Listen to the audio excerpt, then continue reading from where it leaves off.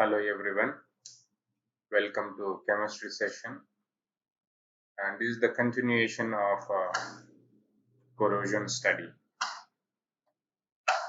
Now you know what is corrosion and what is the theory of corrosion.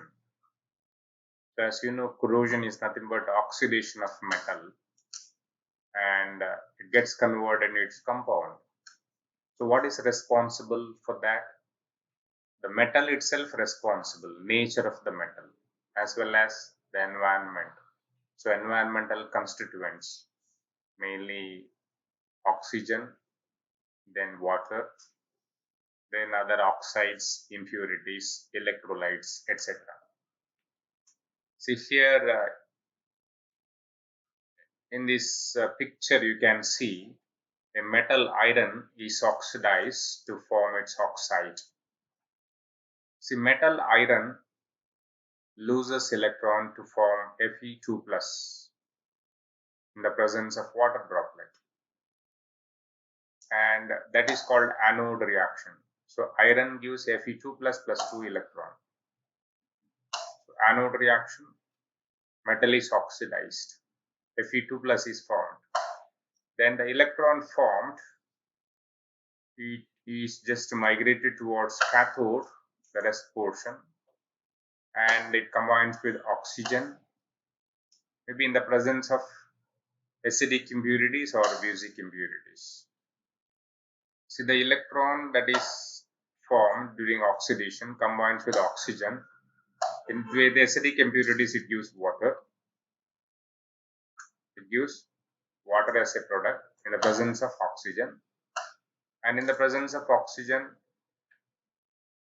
with neutral or basic impurities, it gives hydroxyl ion. So hydroxyl ion and water are the constituent products formed during cathode reaction. Say anode reaction is characterized by the formation of metal ion and the electron. So that electron is used in cathode reaction, because cathode reaction is nothing but reduction. Anode is oxidation. So metal is oxidized, electrons are generated. That electrons are used in this cathode reaction to form water as well as hydroxyl ion. So once this hydroxyl ion is formed and this Fe2 plus ion is formed, of course electron is consumed. The further reaction is iron Fe2 plus combining with this OH minus to form ferrous hydroxide. So that ferrous hydroxide being unstable, it combines with environmental oxygen and it gives hydrated ferric oxide Fe2O3, 3H2. This one we call it as rust. This one is called it as rust. Now this is what the electrochemical theory of corrosion. See, at a anodic and cathodic area, a small galvanic cell is formed. That is how we know metal ions and the electron is transported towards the respective electrodes. So galvanic cell means it contains two electrodes, anode and cathode. So oxidation, so corrosion is an oxidation process. It takes place at anodic area. So electrons are liberated. Now these electrons are released and migrated towards the cathodic area and it is reduced. So this is the oxidation reaction. So Fe gives Fe plus 2 electron. So oxidation, metal is oxidized. Fe dissolves to give Fe plus 2 ions and electrons. So loss of electron. So that loss of electron followed by the cathodic reaction that takes place at cathodic area.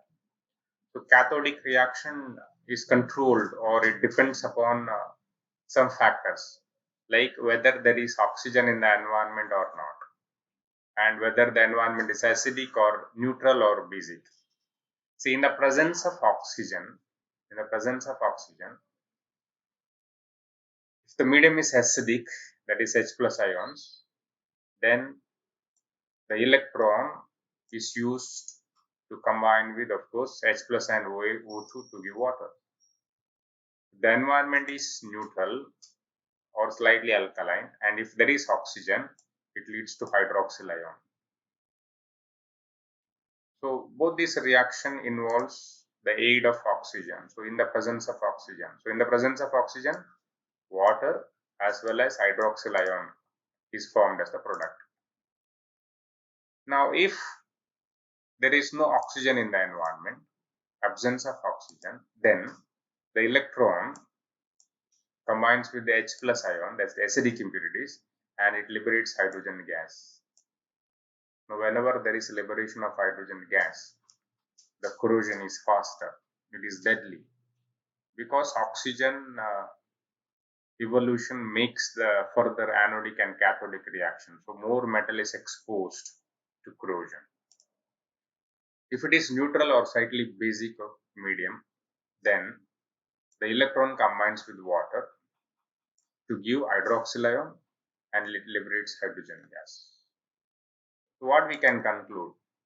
So in this cathodic reaction, water, then hydroxyl ion, hydrogen gas are the products. Hydroxyl ion, H2 gas, then water. So hydrogen is gaseous, it eliminates from the environment, from the medium, from the surface, and water is there, nothing to worry about water, it is neutral. Now here basic ion is formed, that hydroxyl ion is formed. So it becomes basic, so medium becomes highly basic because of this OH minus ion concentration. So anode and cathode reaction characterized by the formation of electron and OH minus, then hydrogen gas. Now, once that Fe2 plus combines with OH minus ion, it gives iron hydroxide, ferrous hydroxide, because larger concentration of OH minus ion is available at the cathodic area. And as a result, it combines with the anodic product, that is Fe2 plus. It gives ferrous hydroxide.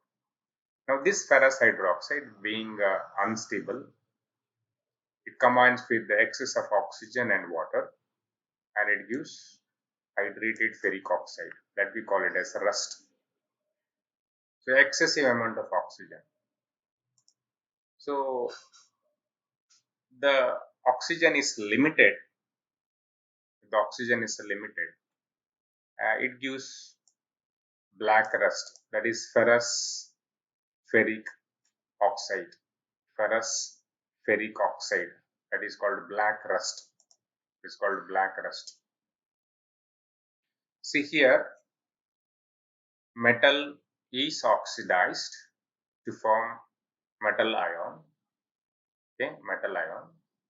Further oxidation to Fe plus 3 before giving to ferric oxide anode.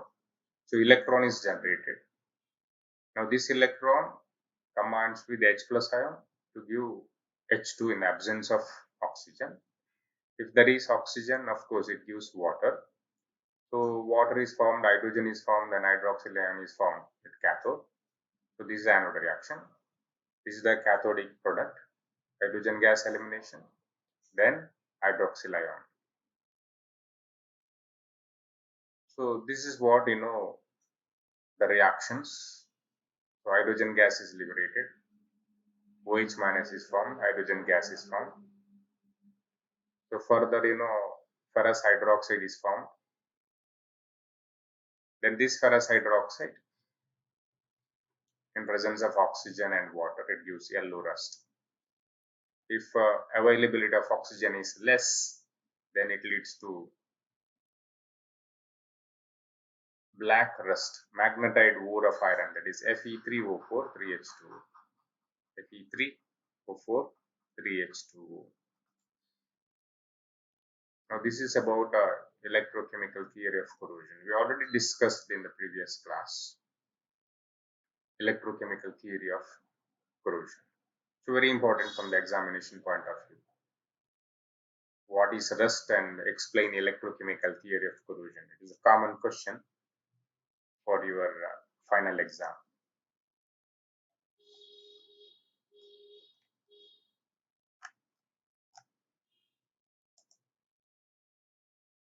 Now coming to the factors affecting the rate of corrosion.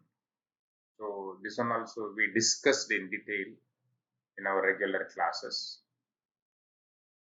So one is relative area of the anode and cathode.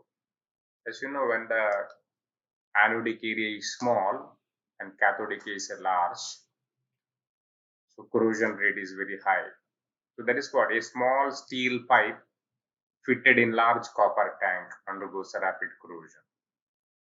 The nature of the metal, as you know, some metals are highly electropositive, like iron, zinc, aluminium, lithium. All these metals are highly reactive. Therefore, here the rate of corrosion when it is exposed to the environment is very high. The noble metals, maybe like gold or platinum, silver, etc. Now here reduction potential value is very high. They are stable metals. They are less electropositive. Hence here the corrosion rate is low. So less susceptible for corrosion. So that is what nature of corrosion. So potassium, sodium, magnesium, aluminum, etc. Iron, it has low electrode potential. So therefore it undergoes more corrosion.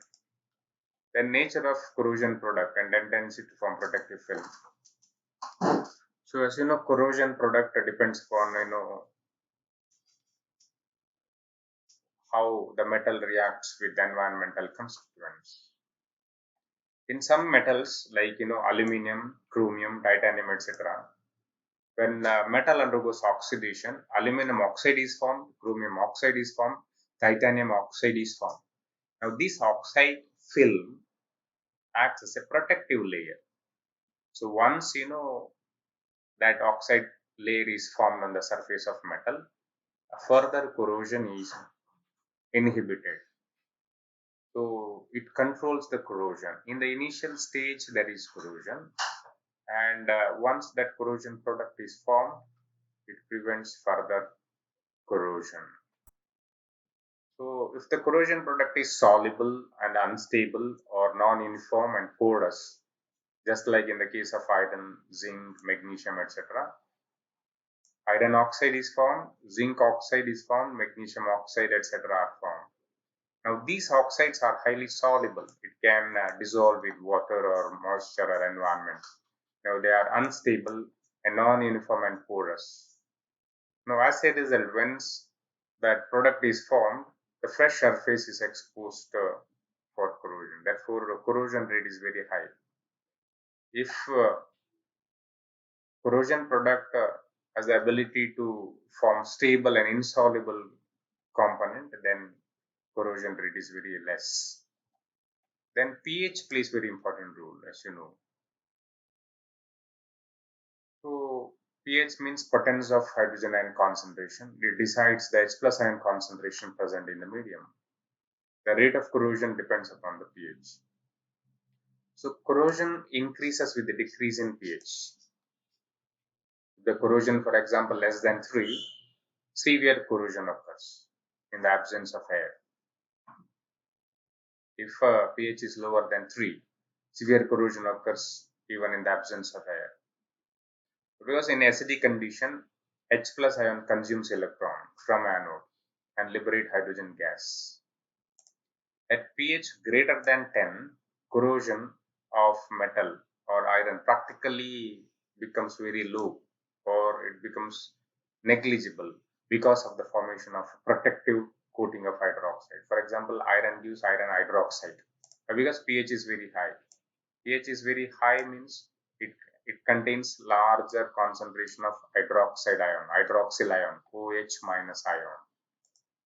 We can give one example. A ship submerged for 100 years in ocean remain almost unaffected. The reason is the pH is between 3 to 10. When the pH is in between 3 to 10, maybe 7, 8, presence of oxygen is essential. In the deep ocean, oxygen supply is not there. pH is around neutral medium or slightly acidic or slightly basic. So when the condition is slightly acidic or basic or in between 3 to 10, or let us say 6, 7, 5, 4, like that. So when this in this pH, it requires oxygen concentration for the reaction. But at deep ocean, in the deep ocean, under there is no oxygen availability. Next one is conductance of the medium. So conductance, it depends upon the impurities present. So sodium compound, chlorides, or salts, or liquid layer present in on the surface, it increases the rate of corrosion. So because it increases the conductivity. For example, seawater. If you sprinkle seawater over a metal on the surface, then its conductivity increases because of the presence of salt. Therefore, rate of corrosion is very high. The temperature. So temperature plays very important role. As we all know, with the increase in temperature, the rate of any chemical reaction increases. So reaction rate doubles almost. So because of increase in the rate of reaction for every 10 degrees Celsius, for every 10 degrees Celsius of temperature rise, the reaction rate doubles. So same way corrosion is also a chemical reaction. So if there is medium or conductance and the rate of reaction increases with the increase in temperature. So passive metal may become active at higher temperature. Passive metals like gold or silver or platinum, these are the passive metals. They are least reactive. Even it can react at very high temperature. So reaction rate may increase, corrosion rate may increase at higher temperature. Now we have to know what is galvanic series and corrosion tendency of metals. So we already seen what is galvanic series, arrangement of various electrodes in the increasing order of their reduction potential. So higher the reduction potential, more the stability, lower the electrode potential, lesser the stability. So metals like lithium, potassium, manganese, it has lower electrode potential, therefore it undergoes easy corrosion. Metals like gold, copper, silver, etc. has very high electrode potential, therefore it undergoes less corrosion. Even rate of corrosion can be controlled. So by not allowing the formation of galvanic cells on the surface of metal because of the impurities. So galvanic cell is formed. As a result, corrosion rate is very high. So for example, metal titanium below silver in the galvanic series, and aluminum is placed below zinc in the galvanic series. So here unusual resistance to corrosion, passivation, because of how aluminium forms aluminum oxide on the surface. Aluminum is placed below zinc in the galvanic series, but the aluminum is stable than zinc. It is because of the same reason. Aluminum forms aluminum oxide. Now let us see the types of corrosion. What are the different types of corrosion? The first one, let us see differential metal corrosion. Two different metals in contact. For example, let us consider copper and iron are in contact. One is iron, other one is copper. So here iron is more electropositive. This is less electropositive. Or electrode potential of copper is more than electrode potential of iron. So higher electrode potential metal acts as cathode. Lower electrode potential metal acts as anode. Therefore, anode means undergoing oxidation, cathode means reduction. So here the right hand electrode is cathode, left hand electrode is iron. So it is not desirable, to mix metals with the difference in electrode potential. Larger the difference in electrode potential, more the corrosion. So here iron being more active, it undergoes rapid corrosion in the presence of copper. So when two dissimilar metals are in contact, The one which is having lower electrode potential undergoes corrosion. It acts as anode. So this is called differential metal corrosion. So it is not desirable to use uh, iron screws on the surface of copper metal. So because anode is small and it is very active, therefore it undergoes a rapid corrosion.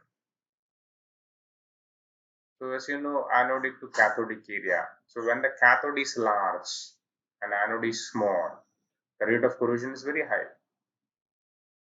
Or if cathode is small and anode is large, of course corrosion is there, but corrosion rate is less. So you can use copper screws on iron metal, that is desirable. Copper screws or on iron, because that cathode area is small, anode is large, the rate of corrosion is less. But there is a differential metal corrosion, definitely. So when we consider corrosion reaction, iron dissolves to give Fe plus 2 and the electrons. This is the common reaction, oxidation. And the electron is used up at cathode and it forms hydrogen gas, or if there is availability of medium, alkaline medium or neutral medium, then that it combines the oxygen to give hydroxyl ion. So this hydroxyl ion combines with the Fe plus 2 and it forms ferrous oxide, and that ferrous hydroxide combines with the oxygen and water and it forms rust once again, hydrated ferric oxide. So differential aeration corrosion. Now consider here a metallic nail. It is placed in water, a beaker containing water. Now this is the portion where it is exposed to less oxygen, and this is the portion where iron is exposed to more oxygen. So here exposed portion acts as cathode and less oxygen availability portion acts as anode. So this is water. Now here what happens when you dip a metallic rod in water for a few hours or few days? The metals which is exposed to lower oxygen concentration acts as anode. Therefore, there is loss of metal inside the water. Metal which is inside water undergoes corrosion. So there is loss here. So after few days or few hours, when you take out the metal, you can see the distinguished portion between here, anodic area and cathodic area. So this portion it gets corroded. Why? Because less oxygen concentration. So that's what differential aeration corrosion. So similarly, if you struck a nail inside the wall, or uh, if you insert a metallic nail inside the wood or rubber or any object, the metal which is exposed to lesser oxygen concentration, or metal inside the wall or metal inside the wood, gets deteriorated because of the loss of electron. Oxygen concentration is less. That is what the differential concentration means. So here also metal is losing an electron, then that electron is used in the presence of oxygen. Generally medium in the normal environment is neutral, therefore it leads to hydroxyl ion concentration. Then further once again it is the same. It leads to hydrated ferric oxide, the rust is formed. Next, coming to waterline corrosion. Now this waterline corrosion is also an example for differential aeration corrosion. See, ocean going ships continuously corroded. Now, as I told you, the metal which is exposed to lesser oxygen concentration. So inside water, the concentration is less. Therefore, that is the anodic part. Or consider a water tank. It contains half water. Now iron tank. Now here, this is the portion of the metal exposed to lesser oxygen concentration, because the dissolved concentration of oxygen is very less. Therefore, this is anodic part, and the exposed part is cathode. So externally, the ship looks fine. There is no corrosion, exposed portion. But if you observe, or if you analyze, or if you inspect the metal inside water, then you can see there is corrosion inside. So this is what differential aeration corrosion only. It is called waterline corrosion because here water plays very important role. So water is placed, therefore you can distinguish below water and above water. You can clearly distinguish. So rusting is observed along a line, just below the level of stored water. So that is why it is called waterline corrosion. Now here also the oxidation reaction. Iron gives Fe2 plus 2 electron. Then cathode in the presence of medium. As you know, seawater, even seawater contains more dissolved salts. They are neither too acidic nor basic. It's in near to the neutral. So here water, then very less amount of oxygen, then it forms hydroxyl ion. Further, it gives hydrated ferric oxide. So waterline corrosion is also an example for differential aeration corrosion. Differential aeration. Now coming to pitting corrosion, the most destructive form of corrosion is called pitting corrosion. So here consider a metallic sheet, okay, metallic sheet, and there is collection of dust particle on the surface, dust or sand or mud or water or oil droplet, anything. So if it accumulates on the surface, then underneath this dust particle, metal is exposed to less oxygen concentration. Correct? As a result, it acts as anode. So anode means what? Oxidation. Iron 2 plus plus 2 electrons. Then this rest of the portion acting as cathode. Rest of the portion acting as cathode. Only underneath this dust acting as anode. Rest of the portion is cathode. So what is cathode reaction in the presence of moisture? Oxygen, it gives OH minus ion. Then further it is the same, it gives hydrated ferric oxide. So this is the most destructive form of corrosion, pitting corrosion. Why? Because metal below the deposit exposed lower oxygen concentration. As a result, it develops pits. Now that pits and continuously, it becomes intensive corrosion inside the pit. It is because of the collection of sand, water droplet, dust, etc.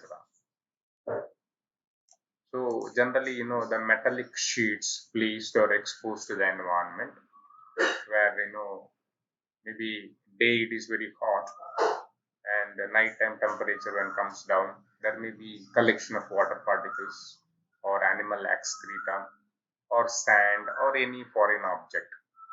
So when that collects on the surface, and it leads to this anode reaction. Once this anode reaction takes place, the metal corrodes. So underneath this dust or collected particle, metal is acting as anode. So metal gets destructed continuously. So it may lead to development of pores in the metals. So it may destruct completely. So metal may not be used later.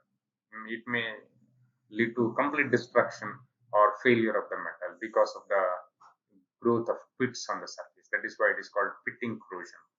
So very important form of corrosion, pitting corrosion.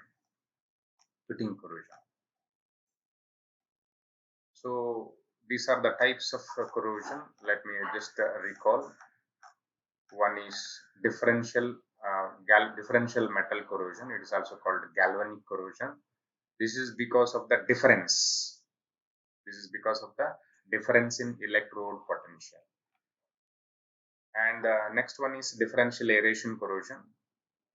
Now here air concentration is different inside and outside. Differential aeration corrosion.